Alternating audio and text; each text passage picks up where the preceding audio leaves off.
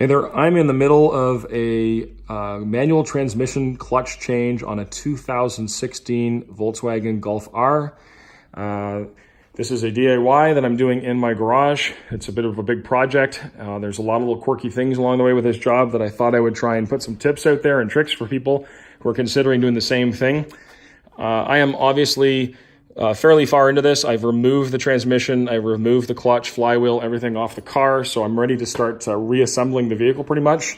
And I thought I would just post some stuff out here to give you guys some ideas on how to tackle certain parts of this project that are not covered in any of the DIYs that I found.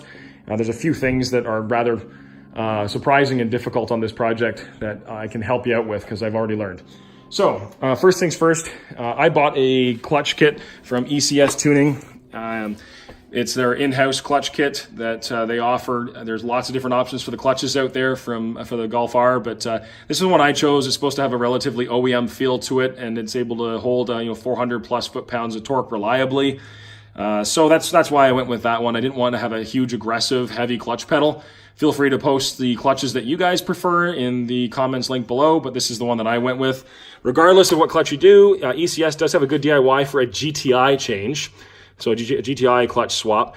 In that DIY, they give you this bolt legend that you can print off. Okay, this is only good for the actual transmission removal itself, and obviously some incidental parts around the transmission. But I would follow their suggestion in that DIY and create a legend for yourself and actually label these bolts, because this is a long project. There's a lot of very similar bolts, but I mean, there's hex, so there's Allen sockets, there's regular bolts, there's Torx heads, like so many different types of bolts that they've used in this vehicle. So label them up because you'll never remember where they go if you're like me, because I just don't have a good enough memory. So I just used a couple scrap pieces of wood and went through it this way. Now, on the topic of bolts, all right, they use what you call torque to yield bolts in the Volkswagen models. A lot of manufacturers do this. They're also called stretch bolts. It's a good name for them. It's a good analogy to think about. When you torque these bolts once, the metal in the bolt itself actually stretches ever so slightly, and that gives them a proper torque to lock the bolt in place. The metal is not going to rebound back to its initial length and size after you take it off. So if you go to torque it again, you're likely not going to achieve the exact specification the manufacturer designed it for. You can pick up a bolt hardware kit for this, specifically for this job. ECS Tuning will put one together for you. That's where I got mine. Just tell them what you're doing. They've got all the bolts labeled and everything, so you know exactly what you're having to replace. I highly recommend it. It's like $100. It's good peace of mind. Don't do this project without it, because you're going to put this thing all back together after hours and hours of labor and blood and sweat. And next thing you know, then you've got a leak of fluid in your driveway, or you have a misalignment issue with one of the parts in the vehicle. Who knows what might actually happen? You're probably fine to use the old bolts again, but for the sake of the $100, just do the job right. That's what I would suggest. It's what the manufacturer actually calls for when the dealer changes out a clutch. So just follow the job for the extra $100. It's well worth it and good peace of mind. Now, in this job, you're going to run into a couple quirky things that I just wanted to make sure you guys are aware of. For tools, make sure you've got some long socket extensions. Okay, you're going to need these. Make sure that you've got flexi sockets to get into some more difficult places. Have a variety of extension lengths so that you can put them together.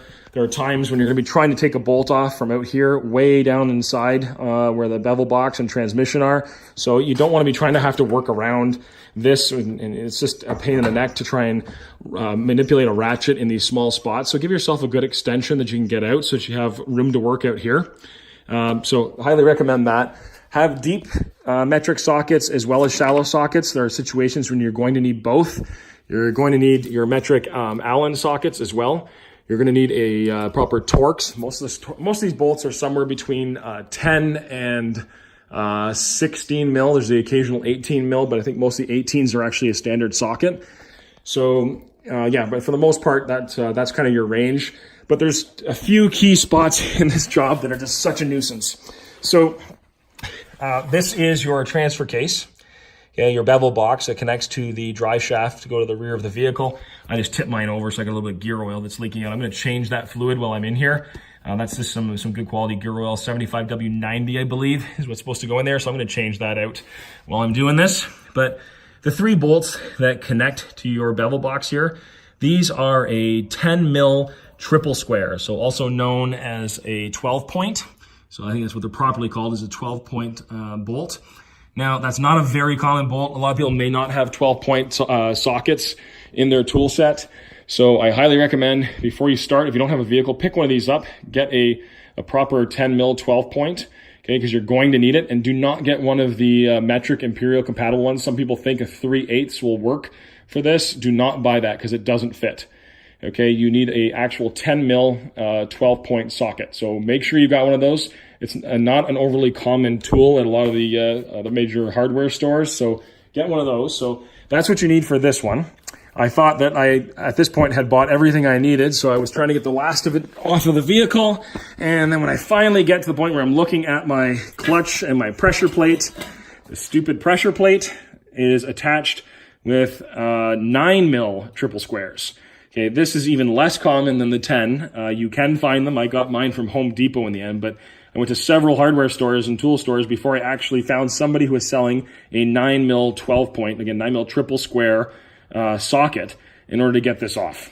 So some of your wrenches and ratchets may actually have that, but it's a very, very tight spot to get into. So you're going to find it difficult to get this off and then put it back on and torque it. You're going to need to be able to torque it afterwards. So you're going to need that socket. So make sure you get a 9 mil 12-point, aka triple square, in order to get your existing pressure plate off of your clutch assembly. So that's part there.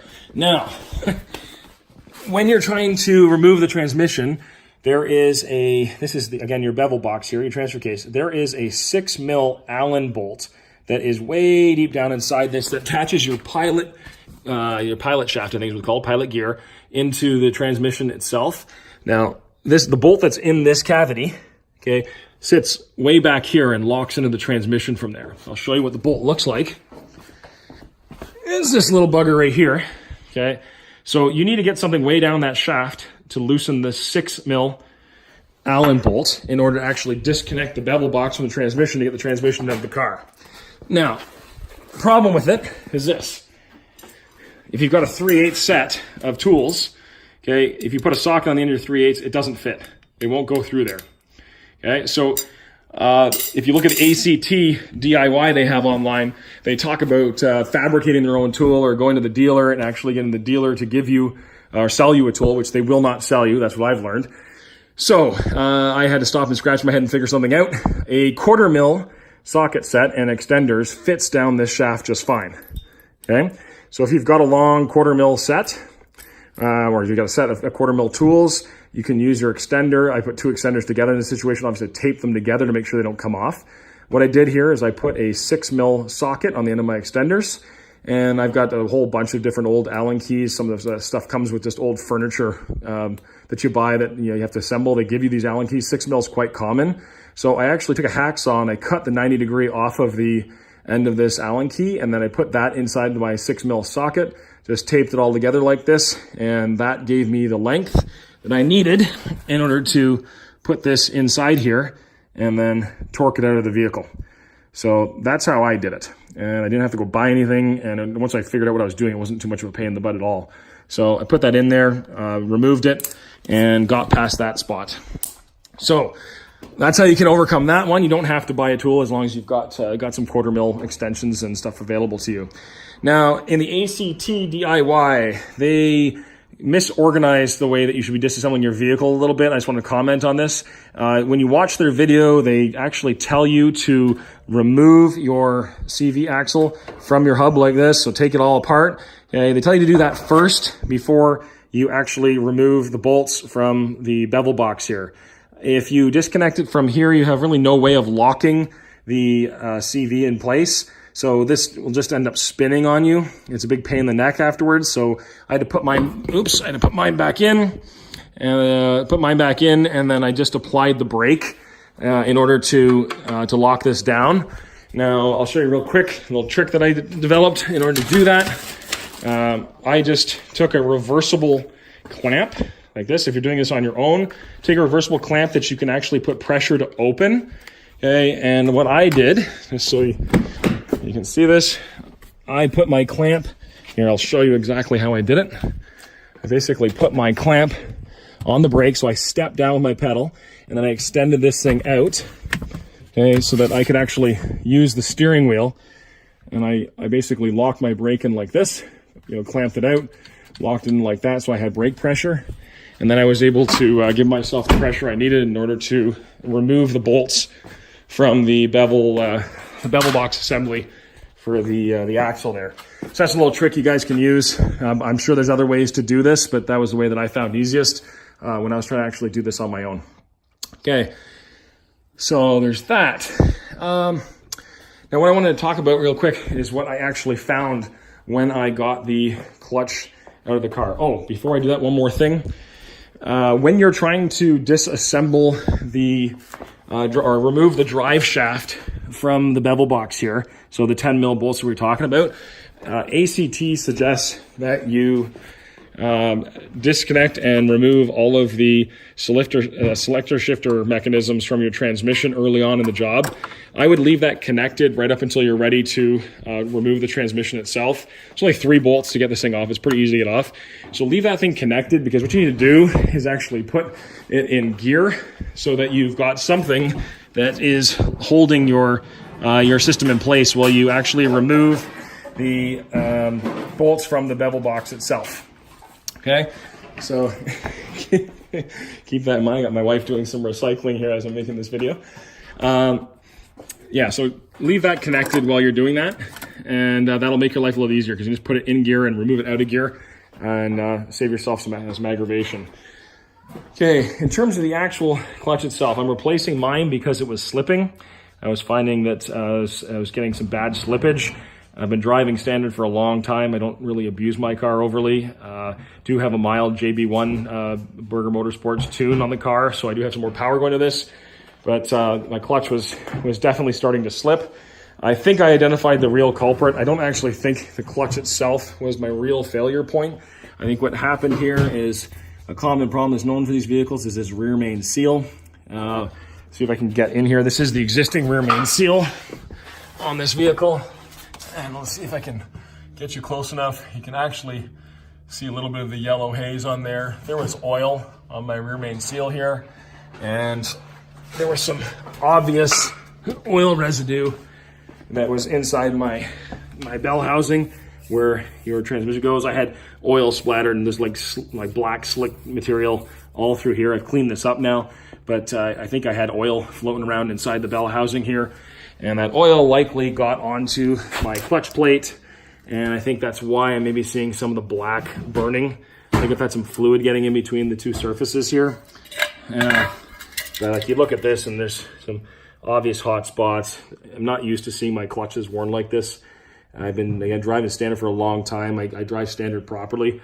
I just don't think that this is user error or abuse necessarily. I think this is just probably a combination of things. One, an under-engineered, under-spec'd clutch plate for a high-powered all-wheel drive vehicle, and I was getting oil inside here that was ultimately, lubricating my clutch surfaces. So that's a big problem. If you're going to do this job, I would highly recommend, again, highly recommend that you consider getting a single mass flywheel. Change this thing out. There's play in it. As these age over time, the mechanisms that create the dual mass functionality, I mean, they age. And if you've been driving standard for a long time, you do not need the dual mass system. I basically look at this as a way of idiot-proofing a manual transmission for a car. People who dump their clutch, don't engage their clutch properly, the dual mass kind of reduces some of the impact on the drivetrain. But this is what oftentimes causes you to have a shake when you're trying to pull away from a light. So, put a single mass in there. I'll just take you out to my driveway real quick. I'll show you. I've got a BMW track car here. I put a single mass flywheel on this thing quite a long time ago, and one of the best things I ever did for it. My wife is laughing at me as I do this video. Yeah, anyway, this totally changed the drivability of this vehicle. It was a huge improvement for the way that it drove. So I'd highly recommend, if you're in here, just put a single mass in. You won't regret it, especially if you're a well-seasoned manual transmission driver. So yeah, I think my failure point was the rear main seal. I wanted to give you one last final comment on this. I learned when I bought the replacement part for this, they changed the way the oil flange was directed. I guess the flange that keeps the oil from leaking out in here, which obviously it leaks out in this version. That oil flange used to face this way, and the oil would actually eventually start to run underneath it and leak out the side. So what they did was the gasket that they turned the flap facing inwards now. So you slide it over, and then now the flap faces inwards towards the engine. And I guess even the OEM version of this now, it's a version B of this rear main seal. The version B is built slightly differently. It looks exactly the same almost, but it's slightly different. It doesn't have the same problem from what I'm reading and what I've been told by the dealer. It was a small change they made, but it fixed it, according to them. You could go with that IABED, so IABED version. Again, I wanted to keep this thing somewhat factory, so if it ever got taken apart, the dealer might not have an excuse to void warranty that I still have. So it's something you can think about, but the application to get this thing on is a bit of a pain. I might post a subsequent video for how I end up doing this, but you have to be able to fit that flange over top of your crankshaft assembly here, and you got to be able to push it on without that flap facing this way. It's supposed to face that way. So you need to have a round tool that allows you to slide it over without the rubber flap actually folding over on itself and pointing the wrong direction. So what I'm going to try and do with this is actually use just a simple plastic binder insert, something you kind of buy from Office Depot, Staples, something like that. Oh, here it is. I was going to show you. This is flexible. So my intention here is to actually fold this over the shaft and just use this to actually keep feeding. I'm going to keep feeding the gasket over top of that gear with this thing. I'll comment after I get that part done. I mean, you don't need a whole lot of pressure to make sure you keep it from folding over on itself, but you want to make sure you get it done right, or it'll just leak oil again. So it's pretty important. The dealer, they're being a bit of pricks. They won't lend me their tool. They won't sell me the tool. And keep your head up, because there is a difference between the version A of this product and the version B. There are two different tools that you need to put them on. So you can't buy the version A tool to put on the version B. It doesn't work. ECS Tuning helped me understand that. So that's another key thing that you guys should consider. And yeah, real quick, one last thing. I come back to my my engine support here. You guys do not need to buy an engine support to do this. There's not a whole lot of weight inside, not a whole lot of weight being carried by this. So you can just put a simple 500-pound strap, get a 2x6. I just built this 5 inches up. This is just, I think they sit apart about 56 inches. Just sits on here. This is probably carrying about 250 to 300 pounds. The engine's still tied in with the engine mounts over on the one side here. You're just removing the other side. So you're just hanging this, just support it in the front so it doesn't tip forward. Just basic wood here to do this. So everyone's probably got this kicking around their place. And when I actually remove the transmission itself, well, I wanted to comment on that. The transmission is not overly heavy. It's probably about 100 pounds. You got to keep an eye on it, but you don't be afraid of trying to drop it out of the car, because it's manageable. I took another one of these straps and wrapped it around here, wrapped it around the bottom of the transmission as I was undoing it. Also took a floor jack, pumped the floor jack up underneath the transmission, and used that assembly to basically lower the transmission out of the car safely. So you can get past that part just by doing something similar. Anyway, I hope this stuff helps. If you guys have any questions, feel free to post them in the comments section. I'll do what I can to actually help you guys out and give you some feedback and answer any questions you've got. I hope some of these tips help you. If I find anything else along the way as I'm putting this thing back together, I'll be sure to post a second video. And good luck with it, okay? Bye for now.